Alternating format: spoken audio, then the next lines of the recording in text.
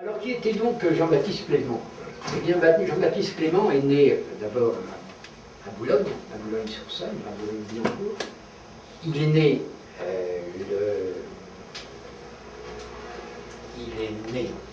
que je me dise quand même plus savoir à quel moment il est né, donc en 1832, et il est né le 31. Non, mais parce qu'il y a des petites, il y a eu des petites imprécisions.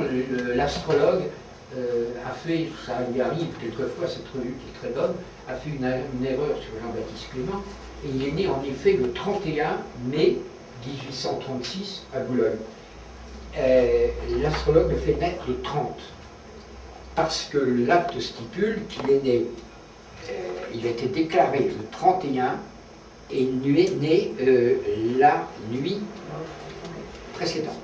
Mais la nuit précédente, c'est bien la nuit en amont, mais à partir de minuit, c'était le jour même. Donc c'est une interprétation qui a été mauvaise. Alors donc, il est né à Boulogne, ses parents, son père est meunier, il a 23 ans, sa mère est toute jeune, elle a 19 ans, sont des parents assez aisés, lui-même fait des tas de petits boulots, il a été surtout fondeur sur bronze, mais il a aussi été terrassier, marchand de vin, garnisseur de cuivre, enfin plein de choses. Et puis, il s'est mis à fréquenter Montmartre. Et là, à Montmartre, il a rencontré des amis révolutionnaires, des gens de gauche, et surtout, il a rencontré beaucoup de journalistes. Et le démon de l'écriture s'est emparé de lui, vous verrez pourquoi tout à l'heure dans son thème, et il s'est mis à écrire, il est devenu donc journaliste. Et la violence de ses écrits, sous un régime politique très dur, puisque c'était le régime de Napoléon III, eh bien, la violence de ses écrits l'ont amené en prison maintes et maintes fois. Et c'est en exil, d'ailleurs, à Bruxelles, qu'il écrit Le temps des cerises. Alors, l'année de sa naissance, pour vous la situer un petit peu, c'est 1832. Qu'est-ce qu'il y a 36. 1836, décidément. Alors en 1936, qu'est-ce qui se passe à Paris? On inaugure l'Arc de Triomphe. C'est exactement l'année de l'inauguration de l'Arc de Triomphe. Et on érige, place de la Concorde, l'obélisque. Les Champs-Élysées n'existent pratiquement pas. C'est simplement des espèces de grands jardins publics avec quelques guinguettes. Je vous dis ça parce que ça a une certaine importance. C'est là que trois guérurons, on verra lesquels tout à l'heure, allant prendre un pot, se fâchent, un procès, et en est l'assassin. Ce qui est quand même très important que vous expliquerez pourquoi. Donc, il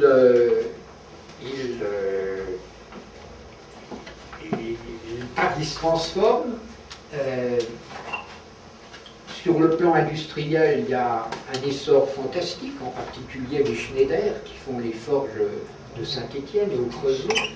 Il y a plein de faits comme ça qui montrent, mais c'est vrai aussi que sur le plan politique, Thiers arrive au pouvoir, et on le verra, Thiers, pendant pratiquement 40 ans, jusqu'à la fameuse répression terrible de la Commune. Alors, on arrive donc en 1866, il est en exil à Bruxelles, il écrit Le temps des cerises, et on va voir tout de suite le thème de Jean-Baptiste Clément, et on va voir ensuite quels sont les transits au moment même de l'écriture de cette jolie chose. Auparavant, pour vous situer quand même mieux peut-être Jean-Baptiste Clément, j'ai découvert une chanson que je connaissais pas. C'est une chanson de Michel Fugain. Fabrice la connaît peut-être. Non? Eh bien, Fugain a écrit au moment du Big Bazar, et il a écrit une chanson qui s'appelle « Les cerises de monsieur Clément. Les cerises de monsieur Clément. Et c'est en fin de compte une très belle chanson. Et pour mieux vous situer le bonhomme de monsieur Clément, bien on va tout simplement l'écouter, du moins si l'appareil veut bien de cette chanson. Et l'année suivante, 1867, il l'amène à un compositeur qui s'appelle Antoine Renard, qui est un ancien ténor. C'est un ancien ténor qui a traîné dans pratiquement tous les opéras de province et qui d'un seul coup se retrouve ténor à Paris, à l'Opéra de Paris. Au moment de 1867, comme il écrit la musique, il a déjà quitté l'opéra. Il s'est reconverti dans le music-hall et il chante en particulier dans le music-hall Cafcons des Ambassadeurs au 4 boulevard de Strasbourg, c'est un des plus grands music-halls de l'époque. Et Clément lui amène, un an après, cette chanson. Il en est la musique que vous avez entendue. Et il a une petite anecdote, on verra le thème tout à l'heure. C'est que Clément, qui est mort dans le désert, a trusté ses droits d'auteur, a vendu ses droits d'auteur au compositeur pour se payer une pèlerine parce que l'hiver était rigoureux. Donc, Clément n'a jamais touché un sou de droit d'auteur sur cette chanson qui a fait le tour du monde. C'est le compositeur qui a touché l'ensemble des droits musique et paroles. Vous voyez, c'est très très curieux. Alors, on va voir peut-être le thème de Clément. Ce qui est peut-être intéressant de dire, c'est que aussi, en 71, il a participé activement, évidemment, à tous les événements de la Commune, et de la Commune de Paris, et qu'en particulier, il a été un des premiers sur les barricades, et même un des derniers sur les barricades, puisqu'il a participé à la fameuse semaine sanglante, qui a fait, je me le rappelle, 30 000 morts. 30 000 morts à Paris. Hein. Sans compter évidemment tous les exilés, les gens de Bretagne comme Louis Michel. Tous les fusillés, comme Théophile Ferré et bien d'autres. Jeanne Varlin, tous ces grands héros de la Commune. Alors donc, il est sur les barricades, et je crois que ce qui est intéressant, c'est de voir son thème. Pour nous résumer, il me semble que Clément, c'est d'abord un journaliste, un homme de plume. Deuxièmement, c'est un homme de plume engagé. C'est un homme de plume qui va combattre. Et qui va combattre dans les rangs socialistes et dans les rangs anarchistes, le drapeau noir. C'est peut-être ensuite non seulement un militant, mais aussi un poète, un contemplatif et un homme qui écrit ce qu'on appelle des romances. Des romances. Alors c'est toutes ces facettes-là, je crois que c'est toutes ces facettes-là qu'il faudrait peut-être voir dans le thème, avec peut-être une autre facette, c'est si dans le thème, tant de prisons, tant de répression, tant d'exil, peut-être pourrait peut-être bien être visible. Alors, si vous voulez, je crois que ce n'est pas très visible évidemment ici, mais vous allez pouvoir les voir sur les thèmes. Vous voulez que je vous en donne? Je crois que vous en avez reçu un. Hein, je vais vous donner ça. Alors, l'homme de... Vous en avez vu? L'homme de...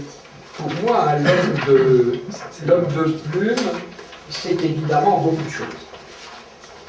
C'est d'abord le journaliste. Même pour faire du journalisme, c'est très simple, il faut faire l'actualité. Or, qu'est-ce qui fait l'actualité psychologiquement? C'est la primarité de réaction. C'est-à-dire les gens qui sont dans l'actuel. Ils ne sont pas dans le passé, ils ne sont pas forcément dans le futur, ils sont dans le moment. Le journaliste, a priori, c'est ça, c'est celui qui traite l'actualité.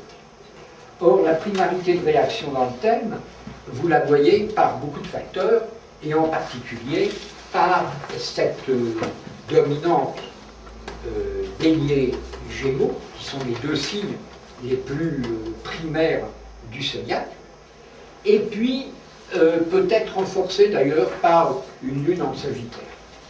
En tous les cas, la primarité de réaction, c'est-à-dire l'aptitude d'être dans le présent, vous la voyez aussi par ce Mercure angulaire. Oui, oui, bien sûr, bien sûr. Alors, bien sûr. Alors, ce qui me semble intéressant, c'est qu'en effet, Mars est dans la maison 1. Mars, alors, planète de primarité avec Mercure, toutes les deux en maison, en angulaire, enfin Mars n'est pas angulaire, enfin il est en maison 1. Mais il est par contre dans un signe de très grande secondarité, hein, ce Mars. Il est en Taureau, c'est le signe le plus secondaire avec le Capricorne, quand même. Hein. Mais l'ensemble du thème à ce niveau-là est d'une primarité. C'est le journaliste. Mais le journaliste, c'est aussi, évidemment, ce Mercure angulaire. Il y a autre chose, Didier. Ah oui, attendez, j'ai été plus... Non, mais attendez, j'ai plusieurs choses. Moi, je vais vous faire une réflexion qui ne va pas vous plaire, mais il a plutôt angulaire qui est maître de 8 au Scorpion. Il aime aussi remuer la merde. Excusez-moi de la vulgarité de la phrase, mais il y a ça. Non, mais écoutez, Nicole, j'aimerais d'abord, je vais vous dire très très clairement. Je vais vous passer la parole à tout le monde tout à l'heure, mais pendant l'exposé, je préférerais pas, parce que c'est pris par une radio. C'est pris par une radio, et ça va faire des ordres. Ça va faire exactement comme Pollack. Bon, alors, et en plus, ce que vous me dites là, enfin, je n'ai rien contre le droit de réponse, au contraire, hein, j'aime beaucoup ce genre de manifestation. Mais, par contre, je voudrais quand même vous dire autre chose. C'est que j'ai demandé ce qu'il faisait le journaliste. Ce que vous me dites, c'est pas le journaliste, c'est le fouteur de merde. C'est pas il aime bien aller chercher. Bon, alors c'est le journaliste d'investigation. Voilà. Et alors là, d'accord, ok pour l'investigation. On peut être fouteur de merde sans avoir d'activité. J'ai pas dit qu'il était fouteur de merde. Allez, pas de débat tout de suite, je suis en radio. N'oubliez pas. Non, mais c'est un beau bordel radiophonique. Très bien. Voilà. Alors, non, mais très bien. Alors, ceci dit, je crois que le journaliste, c'est quand même autre chose. C'est en particulier cette maison 3. Une maison 3 en Gémeaux. C'est-à-dire que le troisième signe du zodiaque se superpose à la troisième maison, en plus. Et que le maître de 3 en Gémeaux, est forcément Mercure, et que ce Mercure, précisément, se trouve en 3. Vous voyez? Alors là, on a, je pense que l'écrivain, le journaliste, on l'a. Alors après, mon articulation, l'articulation de mon exposé, était le journaliste politique. Le journaliste politique de gauche, voire anarchiste. Et excusez-moi, il y avait un troisième volet, mais alors il m'était passé au-dessus de la tête, c'était le troisième volet, le journaliste fouteur de merde. Merci de votre intervention, je le rajoute. La prochaine fois, je ne l'oublierai pas. Alors maintenant, le journaliste politique et socialiste, je crois qu'on peut le voir dans le magnifique trigone de Neptune au Soleil. Vous savez, André Barbeau l'a souvent noté, Neptune apparaît. Neptune apparaît extrêmement fort chez tous les gens marqués par le groupe, par l'ensemble, par la masse, les idéologies de masse, qu'elles soient communistes ou socialistes. Alors, je crois qu'il y a ça, et par contre, l'individualiste, l'anarchiste, etc., sans doute dans le rôle d'Uranus. Cet Uranus qui vient ici faire un carré au Soleil et un trigone à Mercure, un magnifique trigone à Mercure. Alors, maintenant, le troisième volet, merci Nicole, il y a en effet l'investigateur avec ce Pluton complètement collé à l'ascendant, et le militant avec ce Mars en nain qui fait que on y va à fond de. Alors, il y avait autre chose. L'homme qui a subi des répressions, l'homme qui a souffert. On ne peut pas dire que la maison douce soit très très valorisée. Il y a un Uranus en douce 7, oui, un Uranus en 12 certes et en poisson. Mais il est maître de 12, vous disiez. Il est maître de 12. Bah, est-ce qu'il est maître de 12? Oui, il est maître de 12. Auguste de 12 est en Verseau, en effet. C'est un maître de 12 en 12. Quant à Pluton, doit-on le compter en 1 ou en 12? Pour moi, il joue un petit peu dans les deux registres. Mais c'est peut-être pas ça le plus convaincant. Mais ce que j'ai pensé, quant à moi, je peux me tromper, je n'ai pas la science infuse du tout, mais j'ai pensé que cet homme avait dans son thème ce qu'on appelle, ce que Jacques Berton, à l'École supérieure d'astrologie de Paris, appelait un complexe de Prométhée. Le complexe de Prométhée, Juan Bachelard l'a défini, l'homme qui veut être aussi fort que son père, plus fort que son père, aussi fort que son maître, plus fort que son maître, c'est un voleur de feu. Hein. Son équation astrologique, c'est une composante conflictuelle le plus souvent, Uranus-Soleil, dans un cadre mercurien. Bon, on y est complètement. Alors, vous avez un carré Soleil-Uranus, dans un contexte mercurien, Soleil en Gémeaux, Mercure angulaire. Bon. Or, Prométhée, ne l'oublions pas, c'est le héros qui va voler le feu des dieux, qui va donc essayer de s'emparer d'un pouvoir quasiment divin, mais qui en subit le châtiment, qui est puni et qui est rivé, menotté, lesté à un rocher. Est-ce que ce complexe de Prométhée n'a pas amené Jean-Baptiste Clément, tout simplement, à ces extrêmes punitions? Encore que n'exagérons rien, il y en a plein qui ont laissé leur peau là-bas. Lui, heureusement, en bon Gémeaux qu'il est, malgré tout certainement souple, opportuniste, malin, etc., lui, comme il a senti que la répression était là, il s'est barré très très vite en Angleterre, en Belgique d'abord et en Angleterre après. Je crois qu'il a passé 8 ans d'exil et qu'il est revenu que l'orage passait. Alors que Louise Michel est embarquée au bagne, Berlin est tombé sous les balles, Théophile Ferret aussi. Alors je pense que le châtiment, en quelque sorte, le châtiment de l'exil et des prisons viennent peut-être aussi de ça, et comme le disait Valérie Darmondy, certainement de Neptune, du maître de 12 en 12. Il y a autre chose. Dis-moi. Neptune, il est maître de la maison interceptée tout en 12, et il est au carré, il est pris dans le carré Mars-Saturne. Une petite arnaque, parce qu'il y a même dans le thème aussi un carré Saturne-Neptune. Alors, est-il vraiment très valorisé? Je ne sais pas, parce que Saturne est angulaire au large, d'accord. Neptune n'est pas exorbitant. Par contre, l'ensemble de Saturne et Neptune est en liaison avec un Mars maître d'ascendant, c'est quand même un facteur de valorisation. Or, Pavot me dit toujours, lorsqu'on parle de Saturne-Neptune, pense à Bourvil. Il faut qu'on pense tout de suite à Bourvil et à son antithèse de Funès. Tu as dans un film de Bourvil de Funès, tu as de Funès sur les épaules de Bourvil, et il donne des grands coups de cravache au pauvre Bourvil. Celui qui est actif, hyper tendu, paranoïde, c'est de Funès. Celui qui est passif, un peu maso, et en tous les cas qui reçoit des coups, eh bien, c'est Bourvil. Or, Bourvil, a aussi une dissonance Neptune-Saturne, que l'on trouve ici. Donc je pense que c'est tout un ensemble de choses là qui font que la prison, même s'il n'y a pas une maison 12 très forte, il y a peut-être quelque chose.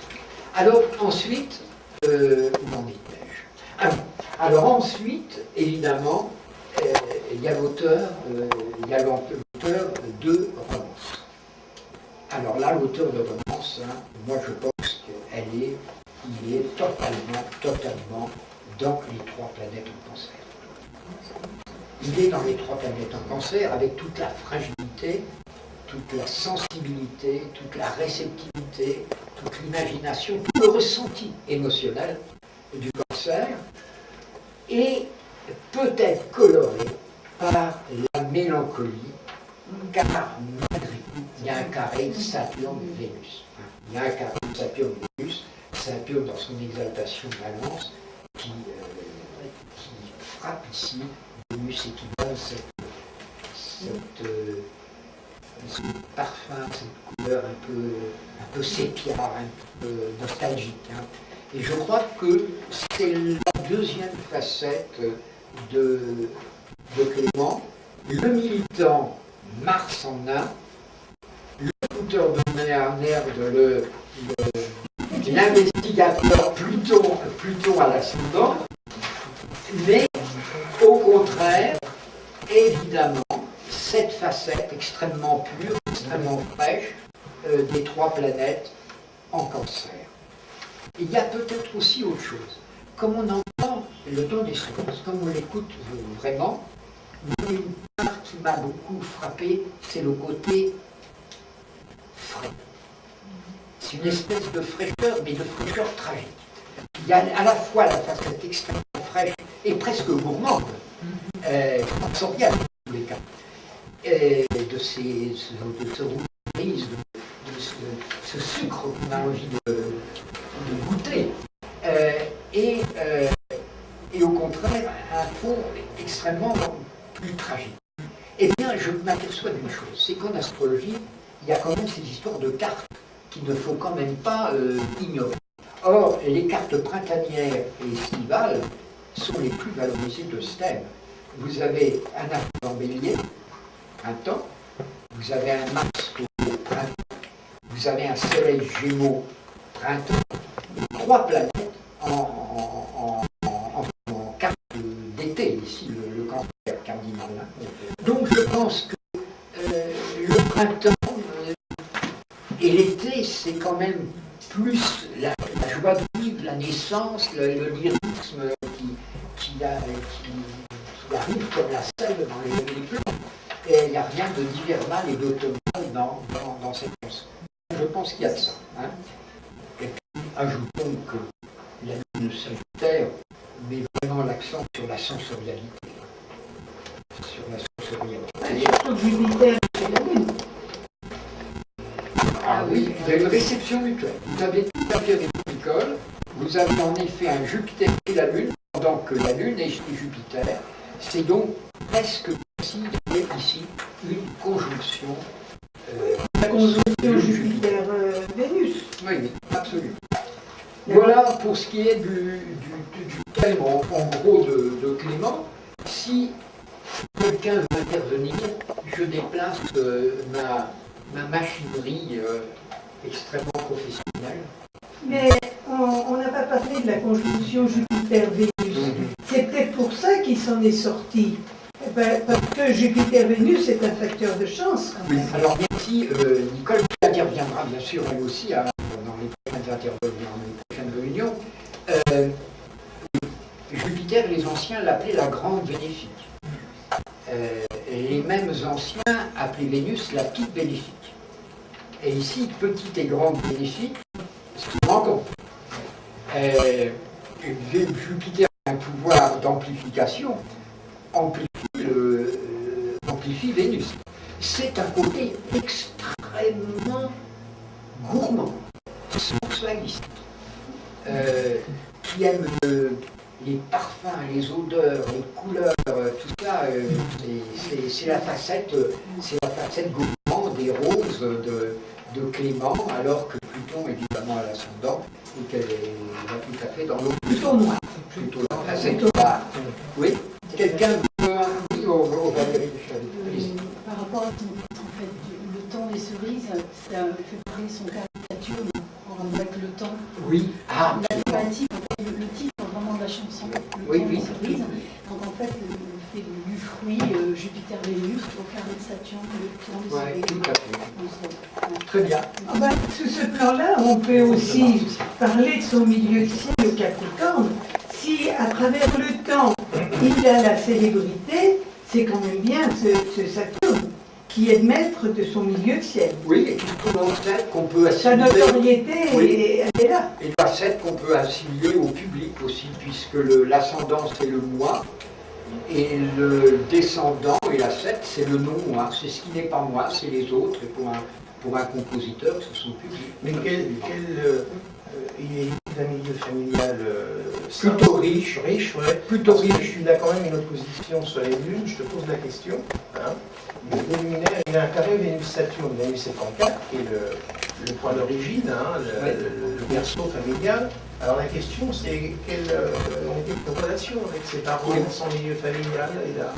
Alors, j'ai lu quelques biographies, Ouais. mais il n'y a pas vraiment de livre sur Clément. J'ai dû me contenter des articles du net, Ouais. et il n'y a rien. Simplement que les parents sont aisés, mais absolument aucune indication sur l'état du couple parental du tout. Par contre, j'ai glané quelques renseignements, c'est que pendant son exil à Londres, son très long exil à Londres, il est souvent revenu à Montfermeil. Et à Montfermeil, c'est là qu'exerçaient ses parents dans ce métier de minoterie, de meunier, donc je suppose qu'il se réfugiait quand même chez ses parents, ou du moins il y retrouvait la terre natale, il y retrouvait le lieu natal, il y retrouvait les origines, la 4. Et en effet, c'est Dieu bénéfique en 4. Mais je ne peux pas là en dire plus. Par contre, ce que je peux dire par contre, c'est que les transits du moment de la création de la chanson, c'est-à-dire en 1866, les transits sont extrêmement chargés. Alors, le tout, c'est que je les retrouve. Mais je vais certainement les retrouver très rapidement. Je les ai là. Ils ne doivent pas être loin, ils le voient, les voilà. Eh bien, évidemment, il ne connaît pas la date précise de la composition de la chanson. Ce qu'on sait, c'est que c'était en 1866. J'ai donc balayé, fait un arc de cercle en prenant l'opposition des planètes lentes, les 5 lentes, le 1er janvier et le 31 décembre. J'ai donc fait un grand arc de cercle qui me donne les choses suivantes. Partons de la plus lente. Alors Pluton est à 11 du Taureau, pas 12 du Taureau. Bon, on ne croit pas que ça soit capital. Neptune allait de 8 bélier à 10 bélier. C'est un Neptune qu'appliqué sur Pluton et sur l'ascendant. C'est peut-être pas capital, mais ça doit quand même concourir à quelque chose. Par contre, Uranus se trouvait à 1,30 degré au début de l'année du Cancer. Était carrément sur Mercure. Et sur Mercure refaisait le trigone à lui-même. Et c'est ce qui a beaucoup parlé, c'est qu'au début de l'année 1870, Jupiter était à 7 degrés du Capricorne pratiquement pile poil sur le milieu du tel, la renommée, la célébrité, l'émergence dans le domaine Mais public. Saturne était à combien? Parce que Alors Saturne était à 10 du Scorpion. du Scorpion. Et Du Vénus Scorpion. Donc, j'ai pas dit.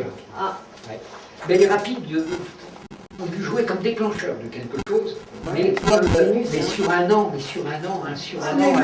Mars, quand même. Mars est maître d'ascendant. Et Mars, c'est l'activité. Oui. Le Oui. transit de Mars peut être important. Oui, mais alors comme c'est sur un an, hein, vous savez que Mars reste 2 mois dans un signe. Mars reste 2 mois dans un signe. Le faire sur un an, c'est de faire un arc de cercle qui va tout balayer. Hein. Là, il fallait prendre que l'élan, sinon on ne sait plus où on en est. Hein. Alors, ce que je peux vous dire, c'est qu'en début de l'année 66, Jupiter était sur le milieu de ciel, ce qui pourrait quand même nous laisser entendre que la chanson a pu être faite en début d'année 66, alors que Uranus, je le répète, était sur Mercure, mais en décembre, c'est-à-dire le 31 décembre de la même année, Neptune se trouvait pile,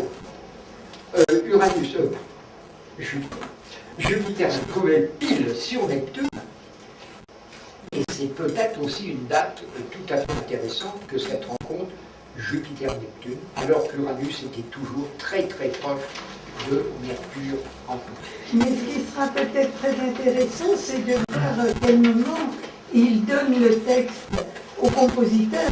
Parce que la chanson, elle va prendre de l'extension à partir du moment où elle sera en musique. Grâce à il l'a elle. fait avant, en même temps début Saturne qui repasse, parce que tu dis qu'en fait il est début Scorpion, mais peut-être au moment où il revient sur sa révolution. C'est tout à fait possible. Parce que le temps, c'est la notion du temps de Saturne qui Oui, revient. c'était peut-être un problème de Saturne sur Saturne apparu. C'est bien possible. C'est bien possible. Et là, Préparer son... ouais. c'est des supputations, mais des supputations qui Il a sont peut-être, son idée a peut-être germé à ce moment-là. vraisemblables. On ne sait pas. Vraisemblablement. Très très sûrement. Voilà. Alors, je vais peut-être vous demander, mais alors rapidement, parce qu'après j'ai fait une découverte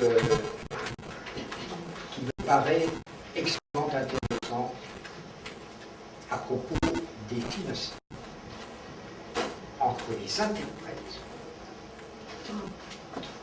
et l'auteur lui-même. Alors, je suis complètement confus, navré de couper l'herbe sous le pied de ma Monique Valérie, de la grande spécialiste, qui dérive là-dessus. J'ai énormément de mal avec ce film, tellement je suis intimidé, mais je vais faire de mon mieux, parce que je quand même pas... Il faut vous dire, Charles Général, il n'est pas beaucoup les dynasties.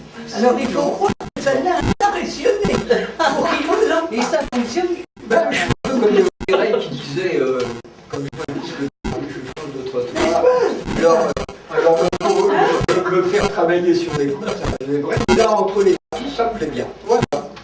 Bon, alors, on passe 2 secondes au thème, si vous voulez, dans le renard, mais on va quand même le faire très long, parce que vous allez voir les dynasties un petit peu avec vous. Hein. Alors, Antoine Renard, je vous le rappelle, c'est un gars qui d'abord faisait la chanson qui était dans les cours, comme Pierre a pu le faire, et puis chanter des établissements un peu minables, et puis il s'est fait un nom comme chanteur ténor dans des villes importantes. Il a fait Bordeaux, il a fait Lyon, il a fait bon.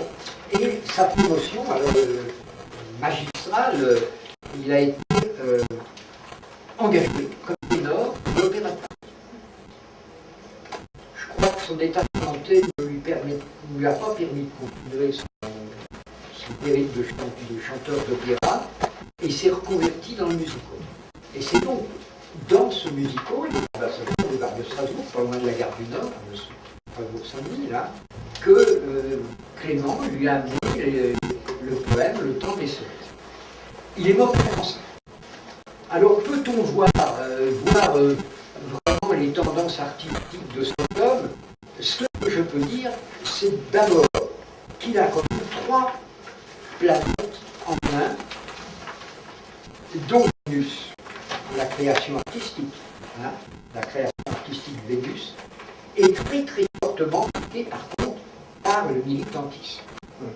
Marx en a dans le film précisément collectif, une fois de plus, des peuples, hein, socialistes et communistes, des poissons, hein, se marque Pluton, fouteur de mer aussi en main, hein, et puis la bien fait de dire ça. oui, non, mais c'est vrai que vous avez maintenant vous avez tout à fait raison. Hein, c'est pas par hasard, c'est quand même pas par hasard que. Je n'avais pas employé ce terme de fouteur de Mais mer. peu importe, mais Bon, voilà, il va en rester maintenant. mais il prend quand même anarchiste, donc il prend quand même comme compositeur un militant. Ça, c'est un militant, pas de doute. Hein. Vénus bélier au carré de Ah, la Capricorne, là-haut. Ah bah oui, non, bien sûr. Et puis alors le pouvoir artistique, c'est quand même cette Vénus qui elle aussi est militante, elle est en bélier, on ne peut pas faire mieux. Hein. Alors, la réussite professionnelle, bon je ne sais pas, là il y a 3, 4 planètes en 10. Oui, donc la Lune, Neptune, vous vous rendez compte? La Lune c'est la popularité. Neptune, c'est l'élargissement, c'est l'international, c'est ce qui dépasse les frontières. Hein. Bon, moi, je pense que l'artiste, oui. Le musicien, moi, je n'ai pas assez de références concernant les musiciens. On dit souvent la musique, c'est Neptune. Neptune, c'est la sensibilité. Bon, c'est ça. Ouais. Alors, bon, voilà ce que donne le thème. Je sais, en revanche, un petit peu plus, je sais qu'il est mort, Antoine Renard, d'un cancer. Et je m'aperçois qu'il a une maison 12, lui, par contre, quand même chargée, un soleil en 12, carrière Saturne. C'est quand même pas, peut-être ce qu'il y a mieux, d'autant plus que le soleil, si vous y regardez bien, est maître de 6. Et maître de 6, c'est donc 2 maisons méritales, la 12 et la 6, qui sont en cause là. Voilà. Mais on va en rester là. Je pense que vous pourrez regarder le thème chez vous, parce que je pense que l'heure passe et que je voudrais vous faire part des découvertes.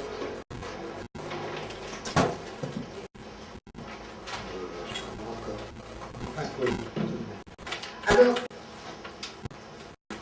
j'ai quand même d'abord, je vais essayer d'être synthétique.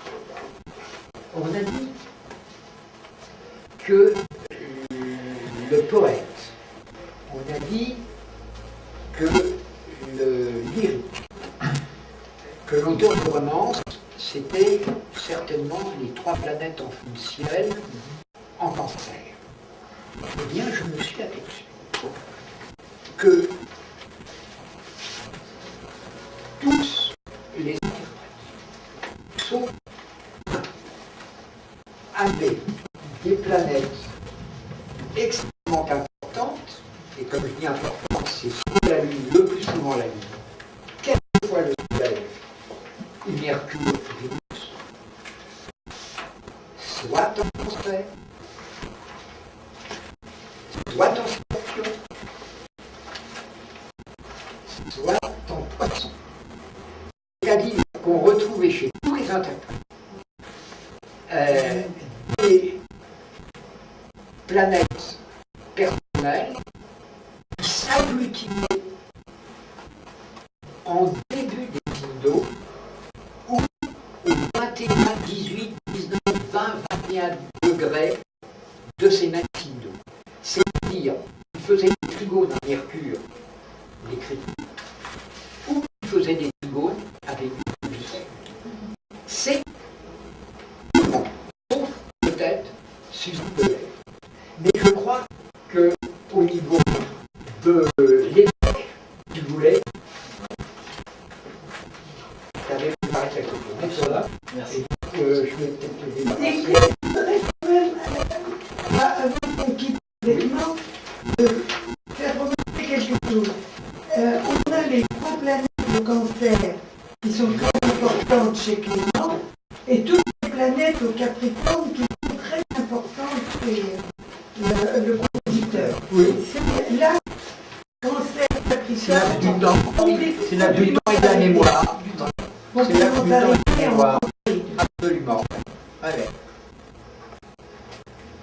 crois que tu voulais nous rappeler le contexte historique. Voilà, donc le plan exposé de... Ah ben, non, mais je t'ai zappé parce que je voulais te passer la parole au moment de la commune. Dans mon élan. Très bien. Donc la période de 1865-1870 est une période particulière pour la France, puisque nous avons eu la guerre franco-prussienne qui a amené la défaite donc, de la France, l'avènement de la Troisième République et ensuite les événements de la Commune. Voilà. Et le désastre du Mexique aussi. Comment? Le désastre de l'expédition du Mexique. J'ai relevé ces 3 points pour... Alors, j'ai observé un petit peu ce qui s'est passé à l'époque dans le ciel. C'est bien quand on fait l'astrologie.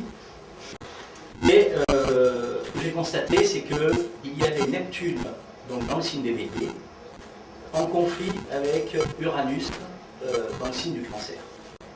Un aspect pratiquement exact de 90 degrés. Alors c'était très intéressant parce que Neptune, dans le signe des Béliers, Neptune, ça renvoie à la notion de masse, de population. Et dans le signe du Bélier, qui évoque la prise d'initiative, c'est peut-être un des signes les plus insurrectionnels du zodiaque. Pour les planètes, ça sera plutôt Uranus qui est insurrectionnel. On a Neptune positionné donc, dans le Bélier et un Uranus positionné dans le Cancer. Alors, le Cancer, c'est un signe intéressant parce que à l'échelle du monde, eh bien, ça va représenter les nations. À l'échelle des nations, ça va représenter les communes, les villes. Et déjà, le mot commune, ça nous parle déjà. À l'échelle d'une commune, eh bien, ça peut nous renvoyer à des communautés, des groupes de personnes. Et à l'échelle, et puis on descend, on arrive à la famille. Voilà. Et on a la planète de Uranus, qui est une planète insurrectionnelle dans le signe du Cancer, au carré de Neptune. Donc on a d'un côté Neptune qui représente les masses, dans un signe insurrectionnel, le Bélier, et d'un autre côté on a une planète qui est insurrectionnelle, donc finalement le signe qui désigne les masses. Donc on a une espèce d'effet de répétition. Voilà. C'est très intéressant. Et en parallèle, nous avons un Jupiter qui est sextile à Neptune. Et pour moi, l'aspect Jupiter-Neptune est un aspect de transgression.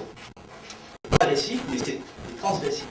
C'est-à-dire qu'avec Neptune, Jupiter représente la loi, l'ordre, bien, et transgressé avec Neptune, parce que ça dissout complètement les barrières, les limites, etc. Voilà. Ce qui est étonnant, c'est que je fais une projection, donc vous allez voir un peu ce qui s'est passé en mai 1968. Donc on fait un bond de 100 ans, et on retrouve, effectivement, les aspects sont indifférents, mais on retrouve le trio Jupiter, Neptune, Uranus. Sauf qu'en 68, nous avons un sextile Uranus, je vous passe les termes pour ceux qui regardez. On a un aspect, en 1968, nous avons un aspect Uranus en sextile avec Neptune, alors qu'il est en carré en 1871. Et en 68, nous avons un Jupiter carré Neptune. Nous avons un sextile. Donc on retrouve ce trio. Et alors, ce que je viens de découvrir, là, ce qui est très intéressant, c'est que dans le thème de Jean-Baptiste Clément, nous avons la perception visuelle, voilà, de l'afficher, entre Uranus et Neptune, culmine dans son ciel. Donc ce qui s'appelle finalement, une conjonction. Oui. On regarde le thème compositeur, il y a aussi une dominante Neptune-Uranus, qui est Neptune-Uranus culmine dans le signe Capricorne, qui pointe la Lune. Donc dans les deux cas, on a une harmonisation de ces deux astres. Donc Pluton, Uranus et Neptune. Voilà. Et puis je vais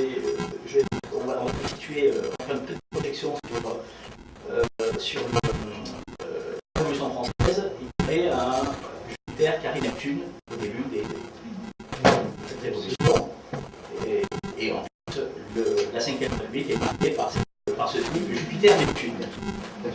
Voilà. Voilà un petit peu ce que... Mais Uranus-Neptune, de toute façon, c'est quand même la résurrection qui se propage dans le peuple, dans la nation. C'est une résurrection des masses. Et alors, parce qu'en plus, si on revient par exemple au mouvement surréaliste, qui est un mouvement artistique, mais aussi un mouvement contestataire, Voilà. dans lequel j'ai beaucoup travaillé, la dominante du surréalisme, c'est Uranus-Neptune. Voilà.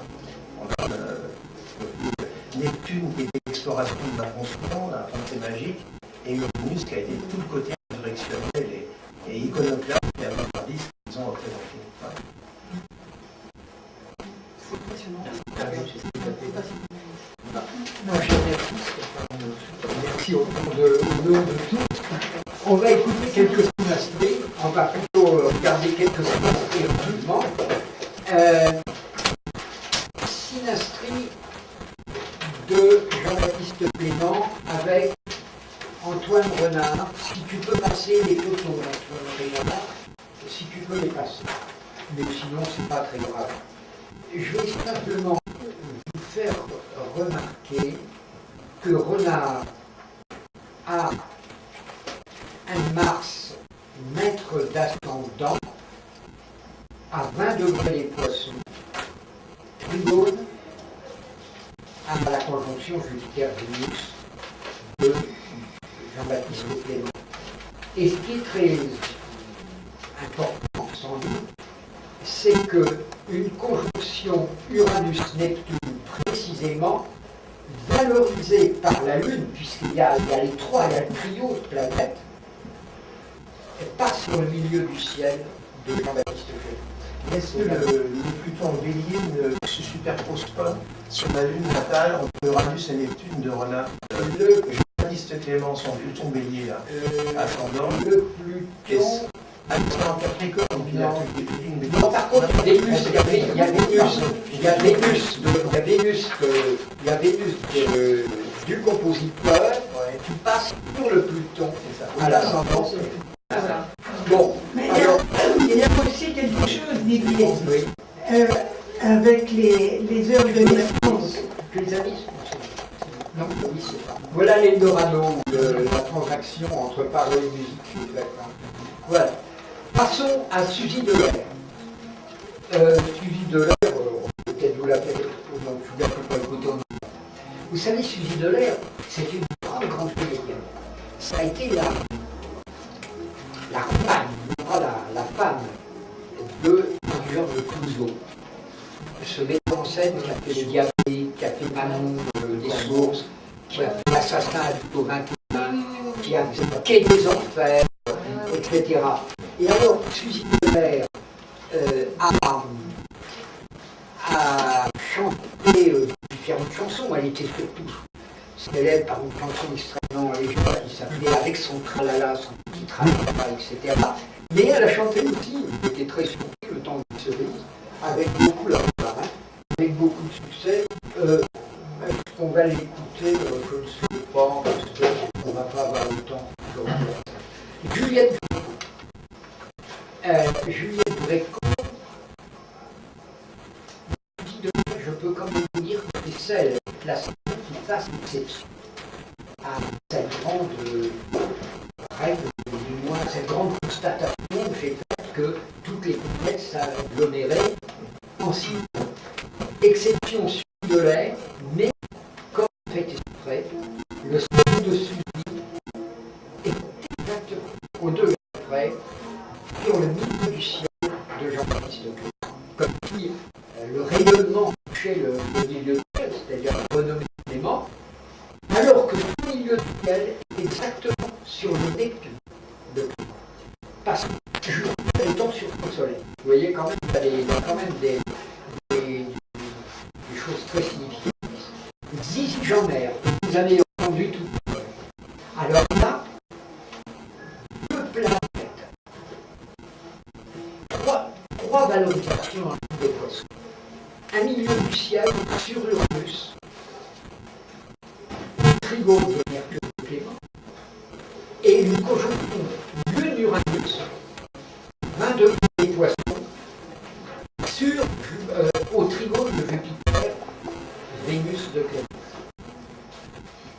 Comme si ça ne suffisait pas, Jupiter sur la Lune de Clément. Voilà, et le Soleil est sur son axe.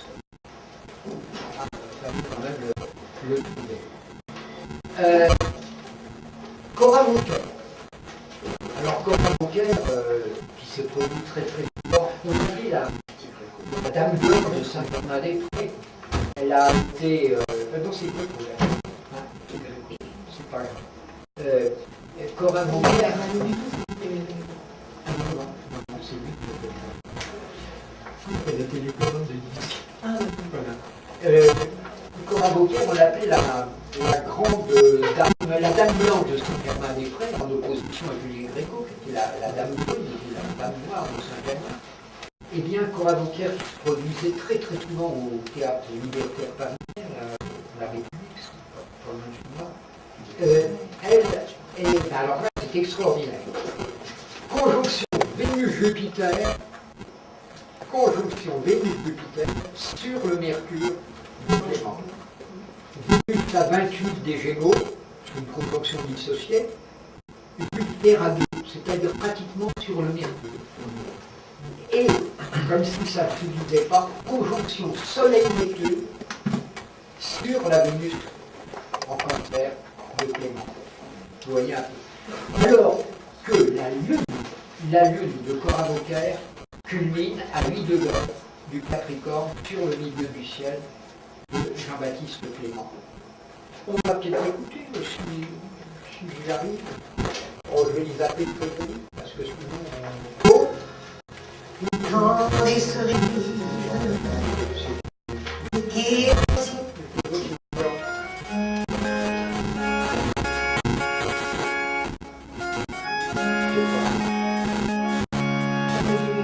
un certain Clément.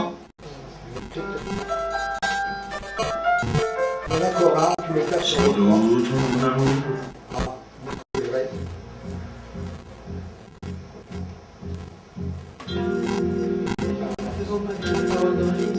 Sont des mouchoirs. C'est le vrai.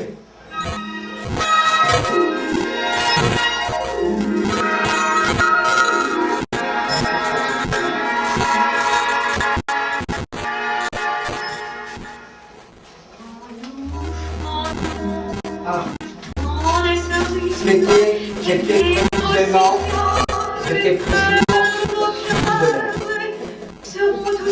oui. Mais elle chantait bien. Ah oui.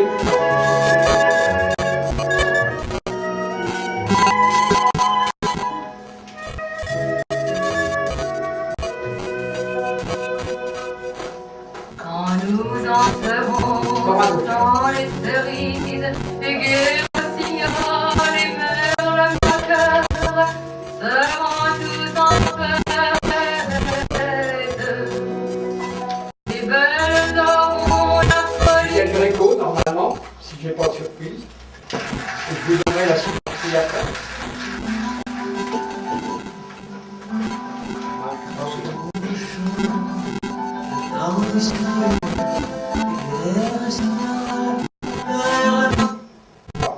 C'est le Gréco, oui.